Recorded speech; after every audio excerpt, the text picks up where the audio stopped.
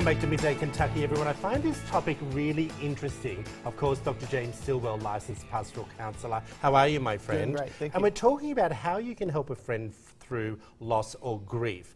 Interesting that this is coming up because it's almost a year since my mother passed away a year ago.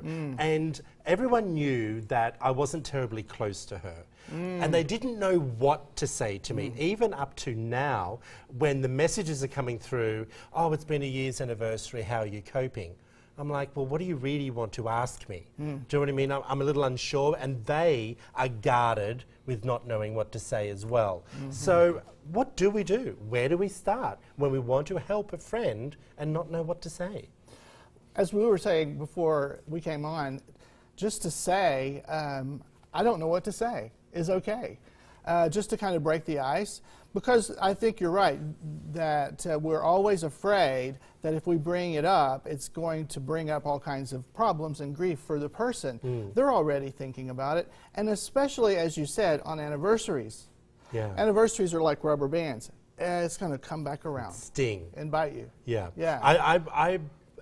It's funny, I don't normally send my friends messages for anniversaries because I do think exactly what you just said. But I want to bring up, and you know her name, I'm going to forget it, I'm sorry everyone, the CEO from... Sheryl Sandberg. Yes, from Facebook. Yes. And she said something along these lines.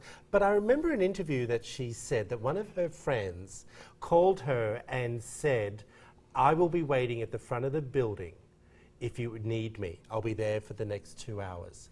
That's it. That was great. How good was that? Yeah, because this is what we say all the time that's not helpful at all. If you ever need me, call me. Yeah. Nobody's going to do that. It helps if you can offer something specific. Okay, such as? Well, such as, I'm going to be by to get you some groceries. I'm going to be there to take care of your kids. I'm going to be there to give you a ride. I'm going to be there. Okay, why do we as humans find it so difficult to have that conversation when someone's grieving? Well, it's kind of like the discussion you all were having earlier about money. It's kind of taboo. People don't want to talk about difficult things. People don't want to talk about grief. People don't want to talk about death. They don't want to face the fact that they're mortal. I think that's part of it. Okay, what are some other tips? You were saying, I'm going to stop by with a meal. I'm going to stop by and take care of the kids this afternoon. What else is out there that you could maybe offer? Maybe some Bible study, maybe going to church together, something along those lines? Yeah, those kind of things are about presence.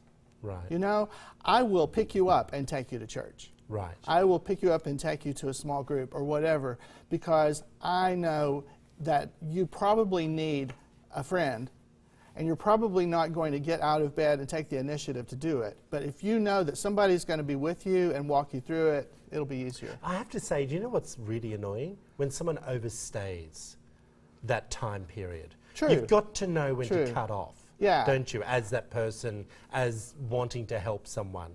How do you not take that as a rejection? Me, I've lost my mother, you wanting to help me, and me, as the person who's lost someone, says, I can only call me in a few weeks. What do you do when you really want to help them and you can't help yourself? Isn't that funny? We were talking about mindfulness a moment ago. Mindfulness is just noticing your thoughts, noticing your anxious thoughts. And as a helper, we have anxious thoughts going into a helping situation. So just notice that, take a deep breath, calm down, know it's not about you, it's about the person you're trying to help, offer your help. Plan to stay a brief amount of time, because it's your presence, not the length of your presence that matters. That's true. I like that.